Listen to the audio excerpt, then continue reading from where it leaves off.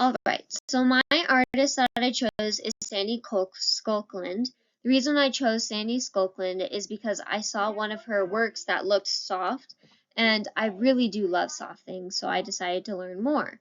Some of the things I've learned that separates her from me is the fact that she is much older than me. She does installation work and 3D art, while I am very young and inexperienced and have never done installation art, and before this class, 3D art as well.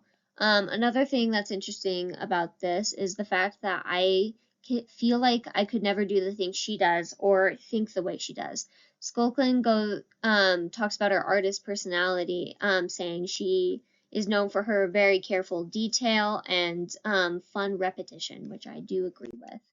Um, so of the multiple works, so I'm going to show you multiple works of hers, and one of those is Radioactive Cats. The installation photograph, the artist herself said this artwork was about an apocalypse where she believed that animals will adapt and thrive better than humanity. She does this with neon green painted cats and a very boring, almost colorless kitchen. With a quote from Skoglund, in some ways, the piece proposes that the ultimate post-apocalyptic, post-colonial situation would be the triumph of the animal world that we've manipulated for so long, which is such an interesting thought process, especially focusing on the sentence of the animals we have manipulated for so long, which is a very true statement. We have animal population control rules and laws, and we try to save extinct animals. We have zoos and we have pets. Humans do love to try and mess with the animal world for many reasons and in many ways, and I am interested in what this says about our involvement in animal populations. So, her next work is Enchanting Nature, which is an exhibit with multiple pieces tied to it, but I only showed one here. So, the exhibit is about nature and how humans feel we are separate from nature when we are actually very deeply embedded in it. And she hopes her work will enchant the viewer, put them under a spell, per se, but she says most of all she wants them to stop thinking. With this in mind, it brings a new spin to the seemingly random image with a definition seemingly difficult to find for the average viewer. Taking into consideration, this piece itself is called Fresh Hybrid, which seems to be trees with legs that are green or blue, but really it's showing literal human beings a part of nature, even though they have two average people who seem to be normal, though they are still constructed beings and are orange, but are not part of nature at all, except for the fact that they are walking in it. This goes to show how we are in fact embedded in nature in the most literal sense, but still leaves the question of separation in the difference between the walking trees and the actual people. However, I think taking into account that there is a girl who is only made of orange material trying to run with the trees, it seems to suggest that the separation is something only the adult mind creates, but that's just my opinion. So in Raining Popcorn, it tries to tie the idea of American modern culture and overconsumption together, and does this by using popcorn, creating an entire small scene that has people and trees and benches, but none of those things look right because of the popcorn is taking over.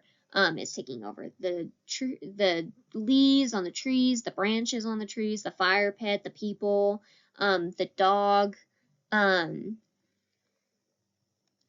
this is diving into our overconsumptuous ways. She also makes it all out of popcorn to give the feeling of a noisy environment, which also relates and reflects modern culture, which is typically filled with noise from everything everyone demands that you need to see and want, from advertisements to notifications from your phone or email, or just like all the things people try and talk to you about, or all those kinds of stuff. Now, hangers is a work of coat hangers in a yellow room with a pink floor. It's an interesting piece which is common for Skoglund. The article saying the article that goes on to describe this piece and gives its information on it says the colorful hallucinatory image with a touch of the fantastical, which is a very accurate description of the artist to me. This artwork isn't my favorite, but I do still like it, but for the simpler, less thought out reasons. I like the way the colors work together, but I can't understand the hanger's meanings. So I don't know what this means, but I do like the interesting color palette, and the randomness of the situation. So Revenge of the Goldfish is kind of the same situation. It features ceramic clay goldfish and the correct coloring in a child's bedroom that is entirely blue, taking complementary colors and clashing them to draw so much deserved attention to everything. I don't know the meaning of this piece as well, but it is quite interesting. I think the clash of the colors, I like the clash of the colors, but I again can't understand the meaning of it all. So I can just say what I like about the image, though if I had to guess, my thoughts would be the goldfish are trying to overwhelm the boy with their own little army.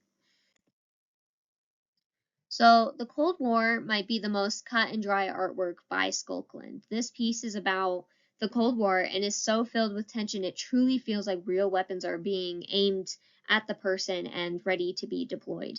And it captures the regular feeling of people had in America and Russia during the Cold War.